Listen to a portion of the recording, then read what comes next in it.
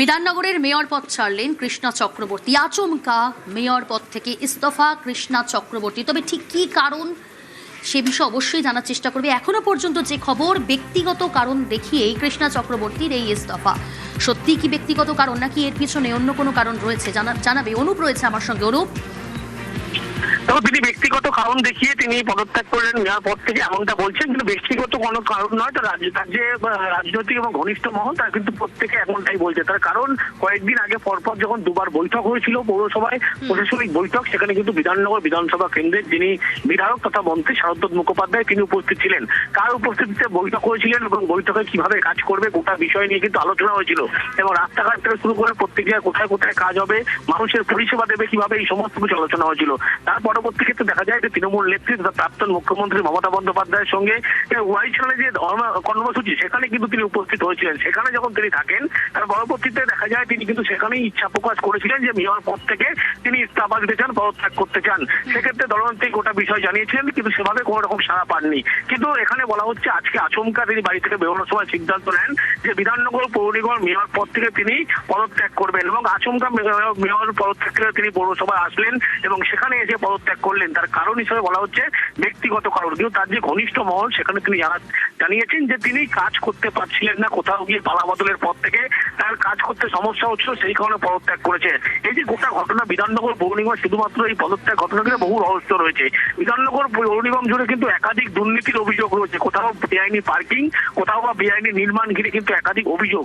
কোথাও থেকে সেখান থেকে তিনি সরে যেতে চাইছেন, এমনটাই মনে করা হচ্ছে, যে কারণে তিনি পদত্যাগ করেছেন। তার কারণ বিধাননগর পৌর নিগম যখন গঠন হয় তার পরবর্তী ক্ষেত্রে টানা সেখানে মেয়র ছিলেন সব্যসাচী দত্ত। সব্যসাচী দত্ত যখন বিজেপিতে যোগদান করেন, তারপরে কিন্তু মেয়র পদ যখন তিনি ছাড়েন, পদত্যাগ করেন, তারপর থেকে মেয়র হয়েছিলেন কৃষ্ণা চক্রবর্তী। তারপর থেকে টানা 2000 পরবর্তী ক্ষেত্রে 21 থেকে টানা যখন তিনি মেয়র পদের দায়িত্ব সামলাচ্ছিলেন, হঠাৎ কি এমন হলো যে তিনি পদত্যাগ করতে হলো? শুধুমাত্র জানাচ্ছেন ব্যক্তিগত কারণ, কিন্তু এখানে ব্যক্তিগত কারণ নয়, এমনটাই বলা হচ্ছে। রাজনৈতিক মহলে কি নতুন কোনো জল্পনা? দলের অন্দরে কি কোনো ক্ষোভ চলছিল বা চাপ ছিল? এই বিষয়ে কিছু বলেছেন তিনি? দেখো, এই সমস্ত বিষয়গুলো উঠে আসছে। দলের অন্দরেই যেমন ক্ষোভ ছিল, চাপ ছিল, যে কারণে তিনি পদত্যাগ করেছেন, যদিও ব্যক্তিগত কারণ বলে তিনি ইস্যু করছেন। তার কারণ ওয়াই চ্যানেলে যখন তিনি গিয়েছিলেন, সেখানে মমতা বন্দ্যোপাধ্যায় উপস্থিতি, সেখানে ইচ্ছা প্রকাশ করলেও সেভাবে কিন্তু তিনি কোনো কিছু জানাননি তাকে। তার পরবর্তী ক্ষেত্রে দেখা দুদিন ওয়েট করলেন এবং তারপরে তিনি মেয়র পদ থেকে পদত্যাগ করলেন সরাসরি। আর এখানেই কিন্তু মনে করা হচ্ছে শুধুমাত্র যে ব্যক্তিগত কারণ তাই নয়, রাজনৈতিক অন্য কোনো উদ্দেশ্য বা কারণ অবশ্যই রয়েছে। না হলে মেয়র কৃষ্ণা চক্রবর্তী তার পদ থেকে কেন পদত্যাগ করবেন? এর আগে তাহলে একাধিক বৈঠক, সেই বৈঠকে তিনি অনুপস্থিত থাকতেন, গণদিন থাকতেন। সেই সমস্ত বৈঠকে আসলে কিভাবে কাজ হবে আলোচনা করলেন। তার পরবর্তীতে দলের মধ্যে যখন এই একেবারে দল ভাঙার খেলা চলছে, একদিকে তৃণমূলের মধ্যে অন্দরে গোষ্ঠীকণ্ডল, ঠিক সেই সময় দেখা যাচ্ছে আচমকা তিনি মেয়র পদ থেকে পদত্যাগ করছেন। আর এখানেই কিন্তু রাজনৈতিক মহল মনে করছে একাধিক অন্য কোনো কারণ রয়েছে, যে কারণে তিনি পদত্যাগ আজকে করলেন। হঠাৎ করে কেন সিদ্ধান্ত নিলেন? তার কারণ দলনেত্রী যখন বৈঠকে সমাবেশে তিনি গেলেন, সেখানে ছিলেন, সেখান থেকে যেহেতু এসেই তিনি পদত্যাগ করলেন, দুদিন অপেক্ষা করলেন, তারপরে পদত্যাগ করলেন। হঠাৎ কি আমার দলের অন্দরে একটু ক্ষোভ তার রয়েছে অবশ্যই, এবং দলের মধ্যে যে গোষ্ঠীদ্বন্দ্ব বা গোষ্ঠী কোন্দল শুরু হয়েছে, দুটো ভাগে ভাগ হয়ে তৃণমূল কংগ্রেস, সেখানেই কিন্তু সেখান থেকে তিনি পদত্যাগ করছেন, যে অত্যন্ত গুরুত্বপূর্ণ রাজনৈতিক মহলে এমনটাই মনে করা হচ্ছে। এবং তিনি মেয়র পদে ছাড়লেন, একেবারে এখানে স্পষ্ট হচ্ছে দলের অন্দরেই তিনি ক্ষোভ রয়েছেন, কিন্তু সেটা থাকলেও তিনি ব্যক্তিগত একান্ত কারণ বলে এমনটাই কিন্তু দেখাতে চাইছেন। একেবারেই সঙ্গে থাকো অনুপ। গতকাল ফিরহাদ হাকিমের পদত্যাগ, আজ কৃষ্ণা চক্রবর্তীর আচমকা ইস্তফা। একদিকে কলকাতা পুরসভার মেয়র পদ থেকে ইস্তফা দিয়েছেন ফিরহাদ হাকিম, আজ বিধাননগর পুর নিগমের মেয়র পদ থেকে ইস্তফা, পদত্যাগ করলেন কৃষ্ণা চক্রবর্তী। আমি আবারও কথা বলার চেষ্টা করব অনুপ। সেক্ষেত্রে জানতে চাইব, কৃষ্ণা চক্রবর্তী পদত্যাগ করলে বিধাননগর পুর নিগমের সেক্ষেত্রে এই ব্যবস্থা, অর্থাৎ পুরো ব্যবস্থা সচল রাখতে কি বিকল্প ব্যবস্থা নেওয়া হচ্ছে? এ বিষয়ে কোনো তথ্য, কোনো আপডেট রয়েছে তোমার কাছে? দেখো, পৌরসভা থেকে যে আচমকা পদত্যাগ, যার ফলে কিন্তু যে সাধারণ মানুষের যে সমস্ত সমস্যাগুলো হবে সেটা কিন্তু স্পষ্ট হচ্ছে। তার কারণ তারা পৌর পরিষেবা কিভাবে পাবে, এই সমস্ত বিষয় তো অবশ্যই উঠে আসবে। সেক্ষেত্রে দেখা যাচ্ছে যেহেতু গোটা ক্ষমতায় পালাবদল হওয়ার পরবর্তী ক্ষেত্রে থেকে গোটা পৌরসভায় কিন্তু একেবারে যেভাবে সচল রাখা যায় পরিষেবা, সেই নিয়ে বিধাননগর বিধানসভা কেন্দ্রের যিনি বিধায়ক তথা মন্ত্রী শারদত্ত মুখোপাধ্যায় তিনি সেই চেষ্টা করছিলেন, এবং সেই কারণেই তিনি একটি বৈঠকও করবেন এমনটা জানতে পারছে। সেই সমস্ত বৈঠকে শারদত্ত মুখোপাধ্যায়, স্থানীয় বিধায়ক, তিনি যে বৈঠকগুলো ডেকেছিলেন সেখানে তো উপস্থিত ছিলেন কৃষ্ণা চক্রবর্তী। একেবারে শারদদাস মুখোপাধ্যায় যে কটি বৈঠক করেছিলেন, অন্য যে সমস্ত বিধায়ক যারা সঙ্গে ছিলেন তার সঙ্গে কিন্তু কৃষ্ণা চক্রবর্তী প্রত্যেকটা বৈঠকে উপস্থিত ছিলেন এবং পৌর নিগমের এলাকার কিভাবে কাজকর্ম এগিয়ে নিয়ে যাবে, পরিষেবা দেওয়া হবে মানুষকে, এই সমস্ত বিষয় নিয়ে উঠে এসেছিল। কিন্তু আচমকা যে সিদ্ধান্ত, সেখান থেকে মনে করা হচ্ছে মানুষ তাহলে পৌর পরিষেবা বিধাননগরের মতো জায়গা, সল্টলেকের মতো কিভাবে পাবে, পরবর্তী কি সিদ্ধান্ত হবে, এই সমস্ত বিষয় নিয়ে পৌরসভায় অবশ্যই বৈঠক একটি বসবে। যে বৈঠকে পরবর্তী পদক্ষেপ কি হবে, কোনো কাউকে দায়িত্ব দেওয়া হবে না প্রশাসনিকভাবে প্রশাসক বসানো হবে যিনি এই কাজ করবেন, যেহেতু ভোটের এখনো 6 মাস বাকি রয়েছে।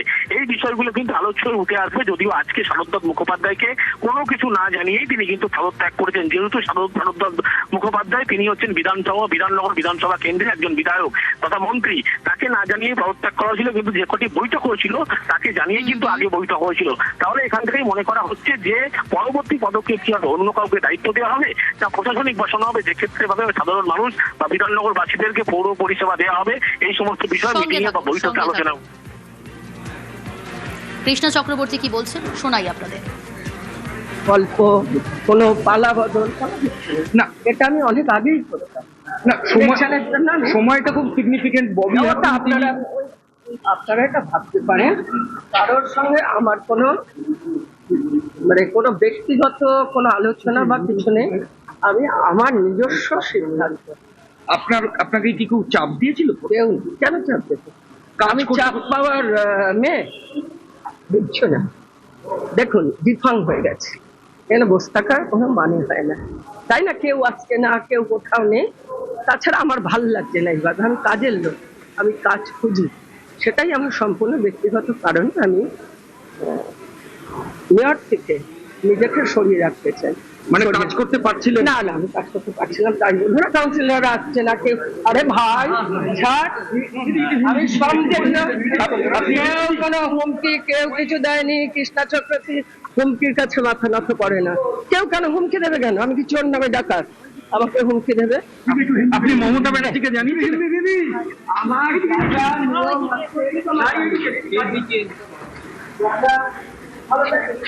দিদি মমতা ব্যানার্জিকে জানিয়েছিলেন? মমতা ব্যানার্জিকে জানিয়েছেন? আমি বলছি, আমি আমার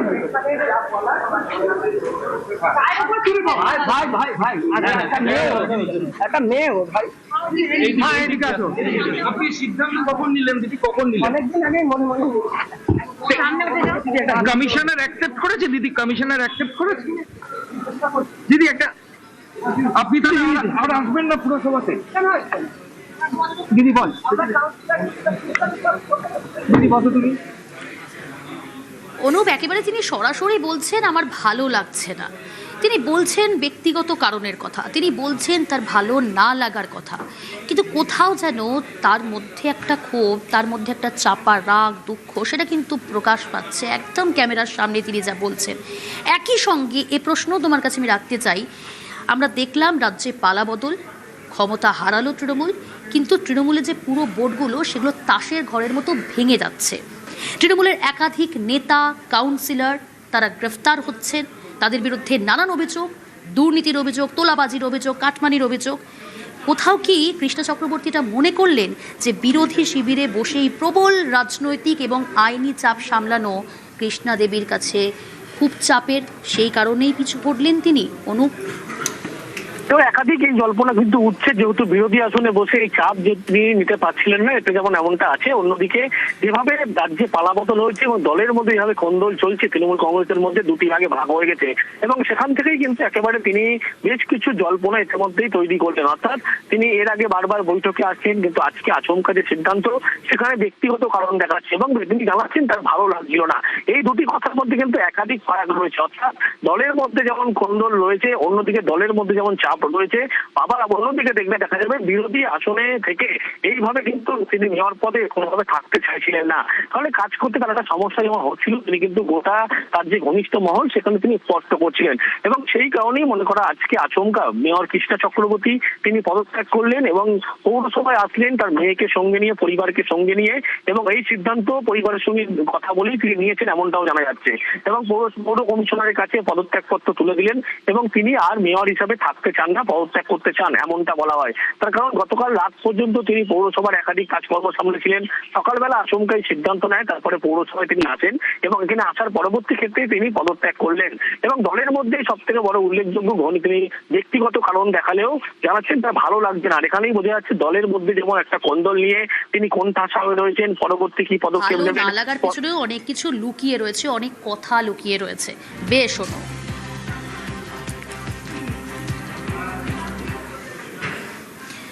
ভোরের আলো সদ্য ফুটেছে, ঠিক তখনই দক্ষিণ 24 পরগনার ভাঙড়ে, কোথায়, দক্ষিণ বামুনিয়ায়, শওকত মোল্লা তার বাড়িতে পৌঁছে গেল এনআইএর টিম।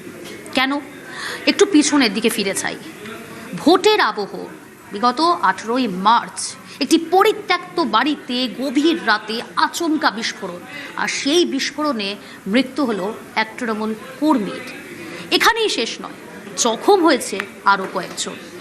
মূল অভিযুক্ত অহিদুল ইসলাম, তাকে গ্রেফতার করেছে এনআইএ। দফায় দফায় জেরা করা হচ্ছে। আর এই অহিদুল ইসলামকে জেরাতে একাধিক নাম সামনে উঠে আসছে। সেই সূত্র ধরেই শওকত মোল্লা, প্রাক্তন তৃণমূল বিধায়ক, প্রভাবশালী নেতা ছিলেন। সেই শওকত মোল্লা কিন্তু প্রভাবশালী নেতা ছিলেন, আজ আর নেই তার প্রভাব, হারিয়ে গেলেন, লুকিয়ে পড়লেন। কোথায় শওকত মোল্লা? এনআইএ টিম তো বাড়িতে পৌঁছেছে, কিন্তু শওকত মোল্লা আপনি কোথায়? জানার চেষ্টা করছেন এনআইএ টিমের আধিকারিকরা। আমার সঙ্গে রয়েছে, সরাসরি আমার সঙ্গে রয়েছে অনুপ বিশ্বাস। অনুপ, কোথায় শওকত মোল্লা? এত বড় প্রভাবশালী নেতা, এত প্রভাব দেখিয়েছেন এতগুলো বছর ধরে। তিনি বিধায়ক ছিলেন ক্যানিং পূর্বের, এবার ভাঙড় থেকে দাঁড়ালেন। ভাঙড়ে বাড়িতেই তার দেখা নেই, কবে দেখা গিয়েছে শেষ? দেখো, ইতিমধ্যে কিন্তু এই যে কেন্দ্রীয় তদন্তকারী দল, তারা কিন্তু এই যে ক্যানিংয়ের জীবনতলার হচ্ছে এলাকায় মৌখালী, সেই মৌখালীর বাড়িতে কিন্তু তারা কিন্তু এখনো তদন্ত চালিয়ে যাচ্ছে। তবে সেই সকাল 6টা থেকেই কিন্তু তদন্তকারী হচ্ছে আধিকারিকরা কেন্দ্রীয় বাহিনীকে সঙ্গে নিয়ে তারা কিন্তু এখানে তার এই বাড়িতে আসে। ক্যানিং পূর্বে প্রাক্তন বিধায়ক এবং 2026-এর তৃণমূল প্রার্থী ভাঙড়ের শওকত মোল্লার বাড়িতে সেখানে আসার পরে কিন্তু তাকে কিন্তু এখনো পর্যন্ত আটক বা গ্রেপ্তার করতে পারেনি কেন্দ্রীয় তদন্তকারী সংস্থার আধিকারিকরা। সেখানে কিন্তু তার যে ছেলে ইমরান মোল্লা, তাকে কিন্তু নিয়ে বিভিন্ন ডেরায় কিন্তু নিয়ে গিয়েছিল তদন্তকারী অফিসাররা। সেখান থেকেও কিন্তু নিরাশ হয়ে চলে এসছে। তবে অবশেষে তাকে কিন্তু নিয়ে কলকাতার উদ্দেশ্যে কিন্তু রওনা দিয়েছে পরিবারের লোকজন, অর্থাৎ এই যে বিধায়ক শওকত মোল্লার প্রাক্তন, তার স্ত্রী এবং মেয়ে, তারা কিন্তু বাড়িতে আসে এবং বাড়িতে আসার পরে কেন্দ্রীয় বাহিনী বা কেন্দ্রীয় তদন্তকারী আধিকারিকরা তাদের বাড়ির মধ্যে প্রবেশে বাধা দেন। তারপরে কিছু পরেই কিন্তু তাদের কিন্তু এই বাড়িতে ভিতরে প্রবেশ করতে দেওয়া হয়। প্রবেশ করার পরে কিন্তু তারপরে তাদের কিন্তু ম্যারাথন জিজ্ঞাসাবাদ চলছে। তাহলে কি অনুপ এখন শুধুমাত্র সময়ের অপেক্ষা? এবার কি গ্রেফতার হবেন তাহলে শওকত মোল্লা? দেখো প্রিয়াঙ্কা, গ্রেপ্তার হবে কিনা সেটা কিন্তু সত্যি সময়ের অপেক্ষা। কারণ যেভাবে কেন্দ্রীয় তদন্তকারী দল কেন্দ্রীয় বাহিনীকে নিয়ে এসেছেন, তারা এই মুহূর্তে যে পরিস্থিতি, একটা আশার আলো হয়তো দেখতে পাচ্ছেন, যার জন্য সেই সকাল 6টা থেকে এখনো পর্যন্ত তারা কিন্তু নানাভাবে পরিবারের লোকজন, বাড়ির পরিচারিকাদের সবাইকে কিন্তু তাদের তদন্ত করছে, তাদের জিজ্ঞাসাবাদ করছে, কোথায় থাকতে পারে, কিভাবে থাকতে পারে, সেই সব জিজ্ঞাসাবাদ করছে। তবে সময় বলবে যে শওকত মোল্লা প্রাক্তন বিধায়ক ক্যানিং পূর্বে গ্রেপ্তার হবে কিনা, সেটা সময়ের উপরেই নির্ভর করছে। বেশ, একাধিক অভিযোগ প্রাক্তন বিধায়ক শওকত মোল্লা। কি অভিযোগ? নানান অভিযোগ, হেরি চুরির অভিযোগ, জমি দখল করার অভিযোগ, দুর্নীতির অভিযোগ তার বিরুদ্ধে। ওই যে বললাম, প্রভাবশালী নেতা একসময়, দাপুটে নেতা, কি ত্রাস শওকত মোল্লা। কিন্তু আজ শওকত মোল্লা শুধু কি সময়ের অপেক্ষা? তার বিরুদ্ধে এখন বিদ্যুৎ চুরিরও অভিযোগ, মারাত্মক অভিযোগ, একের পর এক বিস্ফোরক অভিযোগ প্রাক্তন বিধায়ক শওকত মোল্লার বিরুদ্ধে। শুধু মাত্র না, বিদ্যুৎটাও চুরি করেছে এখানে দিনের পর দিন। হুকের লাইন মাধ্যমে ভিতরে জুড়ে দেওয়া হয়েছে এবং এই অবৈধভাবে কারেন্ট নেওয়া হচ্ছে এখানে। এবং তার থেকেও বড় কথা, এখানে পশ্চিমবঙ্গ সরকারের লোগো লাগানো যে ত্রিপল দেখা যাচ্ছে এই সিভিল ডিফেন্স বা ডিজাস্টার ম্যানেজমেন্টের তরফ থেকে, সেই ত্রিপলও দেখা যাচ্ছে। ভুরি দুর্নীতি পঞ্চায়েতগুলোতে গেলে পাওয়া যাবে। ওই যে বললাম, ভোরের আলো সদ্য ফুটেছে, শওকত মোল্লার দেখা পায়নি এনআইএ আধিকারিকরা, কিন্তু শওকত মোল্লার ছেলে ইমরান মোল্লা তার দেখা মিলেছে। তাকে সঙ্গে নিয়েই পৌঁছে যায় এনআইএ টিম। কোথায়? তার ক্যাফেতে। তাকে আটক করেছে ইতিমধ্যে এনআইএ, অর্থাৎ শওকত মোল্লার ছেলে আটক ইমরান মোল্লা।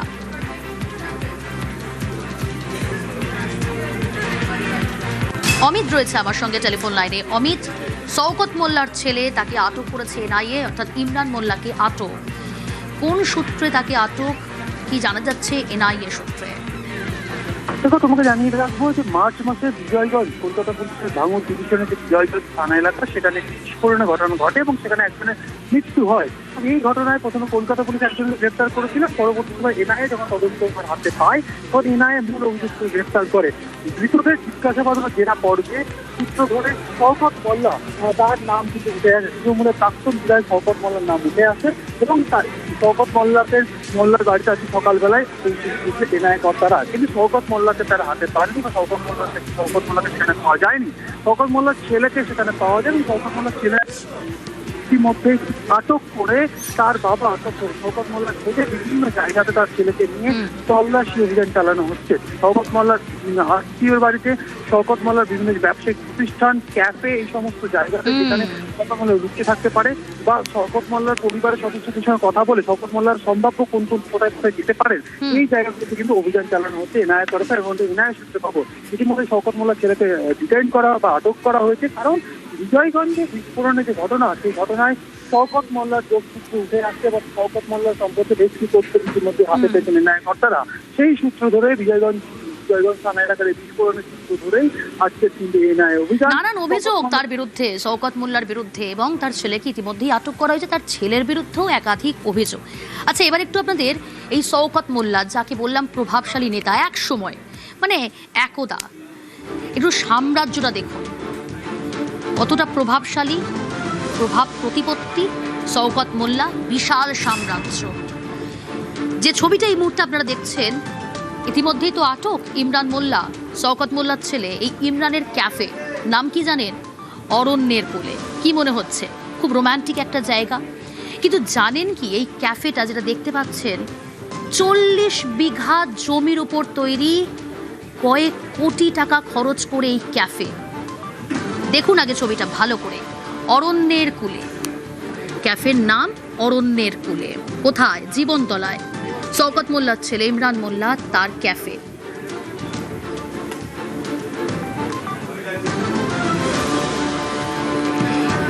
তবে এই ক্যাফের বিরুদ্ধেও অভিযোগ। কি অভিযোগ জানেন? মারাত্মক অভিযোগ। নদী চুরি করে, জমি দখল করে, নদীর চর চুরি করে সেখানে ক্যাফে তৈরি। এই যে 40 বিঘা জমির কথা বললাম, নদীর চর চুরি করে, জমি দখল করে বেআইনিভাবে এই ক্যাফে অরণ্যের কুলে তৈরি করেছিল ইমরান মোল্লা। রৌনক রয়েছে আমার সঙ্গে সরাসরি। রৌনক, নদীর চরিত্রই বদল করে দিল। নদীর চর চুরি করে কোটি টাকা সেখানে ইনভেস্ট করে বেআইনিভাবে এই ক্যাফে তৈরি করলো 40 বিঘা জমির ওপর। একটু বোঝার চেষ্টা করব, কতদিন ধরে এই ক্যাফে চলছে, স্থানীয় বাসিন্দারা তারা কি বলছেন। দেখো, জানা যাচ্ছে গত 2 বছর হয়েছে ক্যাফে তৈরি হয়েছে, কিন্তু নদী ভরাটের কাজ গত 10 বছর ধরে চালাচ্ছে শওকত মোল্লা। যেখানে এই ক্যাফে তৈরি হয়েছে মৌখালি ব্রিজের পাশে, সেখান থেকে মাতলা নদীর দূরত্ব মাত্র 100 মিটার। ছবিতে দেখা যাচ্ছে যে নদীটা বয়ে গেছে, তা ক্রমশ ছোট হয়ে গেছে। কেন? কারণ একেবারেই নদীর চরিত্র বদলে দিয়েছে এই শওকত মোল্লা। নদীর পাশেই একেবারে স্কোয়ার করে জায়গা কেটে প্রথমে ভেড়ি তৈরি করেছে এবং পরবর্তীতে সেই ভেড়ি ভরিয়েই এরকম সুবিশাল একটা আলিশান ক্যাফে তারা তৈরি করেছে। এবং শুধু একটি ক্যাফে নয়, এই মাতলা নদীর পাশে বেশ কয়েকটি জায়গায় শওকত মোল্লা এবং তার ভাই মিলে এরকম বেআইনি নির্মাণ করেছে, যা কিনা আগে নদী ছিল। স্থানীয়রা বলছে খেয়া দিয়ে তারা পারাপার করতো। মাতলা নদীর মতো একটি নদী প্রথমে চুরি করে তারা, সেই জায়গায় ভেড়ি বানানো হয় এবং তারপরে ভেড়ি ভরাট করে নিজেদের ব্যবসা কার্যত এগিয়ে নিয়ে যাওয়ার জন্য এরমভাবেই কিন্তু বেআইনি নির্মাণ করতো। এবং এখনও বেশ কিছু জায়গায় নির্মীয়মান অবস্থায় পড়ে রয়েছে এবং মাটি দিয়ে এখনও কিন্তু সেই ভেড়ি ভরাট করা এবং নদী ভরাট করার কাজ কিন্তু দেদার চলছিল। বেশ, স্থানীয় বাসিন্দারা তারা কি বলছেন একবার শোনাই আপনাদের।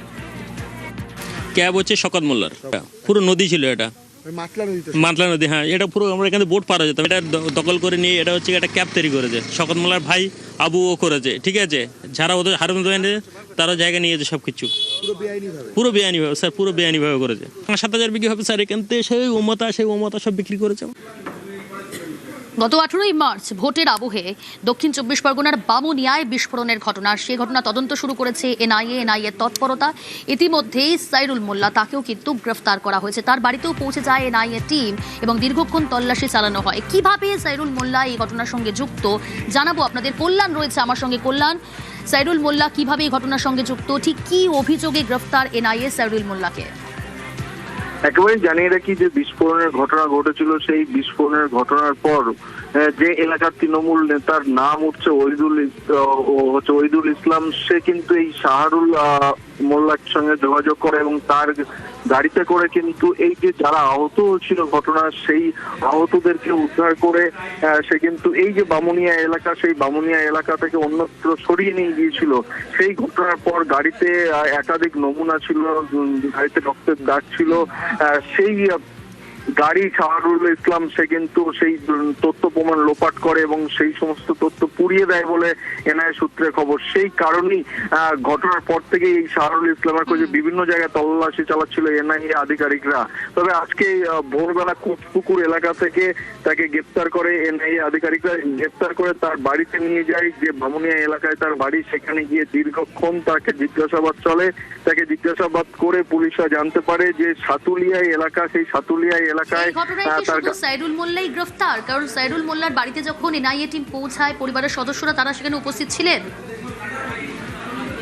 একেবারেই শাহরুল মোল্লাকে যখন নিয়ে যায়, সেই শাহরুল মোল্লাকে গা টাকা দিতে সাহায্য করেছিল কে, তার সঙ্গে যোগাযোগ রেখেছিল, সেই নিয়ে তদন্ত চালাচ্ছিলই। তবে এই ঘটনায় তার ভাইকে পর্যন্ত পুলিশ আটক করে নিয়ে গিয়েছিল। তারপরে যখন শাহরুল মোল্লাকে চিহ্নিতকরণ করে, তখন তার ভাইকে ছেড়ে দেয় এনআইএ আধিকারিকরা। তবে এই যে ঘটনা ঘটেছে, ইতিমধ্যে কিন্তু শাহরুল মোল্লাকে গ্রেপ্তার করে নিয়ে যায় এনআইএ তদন্তকারী আধিকারিকরা। আচ্ছা, বেশ, সঙ্গে থাকো। এদিকে এই দক্ষিণ বামুনিয়ায় বিস্ফোরণের তদন্তে ধৃত মূল অভিযুক্ত আহিদুল ইসলাম, তাকে আগেই গ্রেফতার করেছে এনআইএ। দফায় দফায় জেরা করা হচ্ছে, তার কাছ থেকে বোঝার চেষ্টা হচ্ছে। কারণ মূল অভিযুক্ত আহিদুল ইসলাম, একজনের মৃত্যু হয়েছে ঠিকই, গ্রেফতার করা হয়েছে আহিদুলের আমরা দেখলাম মূল অভিযুক্ত। তারপরে বিভিন্ন জায়গায় তল্লাশি এনআইএ এবং আজ সাইরুল মোল্লা, তাকেও কিন্তু গ্রেফতার করেছে এনআইএ। কল্যাণ রয়েছে আমার সঙ্গে। কল্যাণ, ধৃতকে সঙ্গে নিয়ে অর্থাৎ আহিদুলকে সঙ্গে নিয়ে তার বাড়িতে তল্লাশি এনআইএ টিমের। বাড়িতে তল্লাশি অভিযান দীর্ঘক্ষণ চালানো হয়েছে। এই ঘটনার সঙ্গে তাহলে এখনো পর্যন্ত কারা কারা জড়িত, কোথায় কোথায় তল্লাশি চালালো মোট এনআইএ টিম?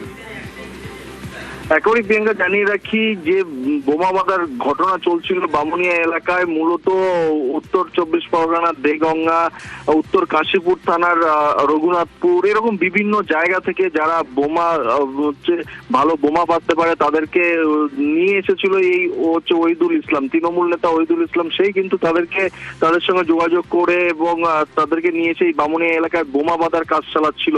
আর সেই বোমা বাঁধার কাজ চলার সময় কিন্তু বিস্ফোরণের ঘটনা ঘটে। রঘুনাথপুরের এক যুবক যার বাড়িতে আজকে এনআইএ গিয়েছিল, সেই যুবক যেমন আহত হচ্ছে, তারই পাশাপাশি দেগঙ্গার এক তৃণমূল নেতা, তার কিন্তু মৃত্যু হয়। এই ঘটনাকে কেন্দ্র করে যে পুরো বিষয়টা অর্গানাইজ করেছিল কিন্তু এই ওহিদুল ইসলাম। তবে তার সঙ্গে কে বা কারা জড়িত ছিল তার তদন্ত চালাচ্ছে এনআইএ। তার তদন্তে নেমেই কিন্তু শওকত মোল্লা থেকে শুরু করে আহসান মোল্লা, বাহারুল ইসলামে একাধিক নাম উঠে আসছে এনআইএ সূত্রে। তবে ইতিমধ্যেই কিন্তু ওই ওহিদুল ইসলামকে পুলিশ উত্তর বিজয়গঞ্জ থানার পুলিশ কর্মীরা তারা উদ্ধার করে বামুনিয়ার একটি এলাকা থেকে। তারপরে এনআইএ, তুমি যেমনটা বললে আহিদুল ইসলাম মূল অভিযুক্ত এই ঘটনায়, কিন্তু একই সঙ্গে জানতে চাইবো সাইরুল ইসলাম যেমন গ্রেফতার, সাইরুল ইসলামের পাশাপাশি আরো একজনকে গ্রেফতার করেছে এনআইএ, বাবু সোনা মোল্লা। সে কিভাবে জড়িত এই ঘটনার সঙ্গে, কোথা থেকে গ্রেফতার এই বাবু সোনা মোল্লাকে?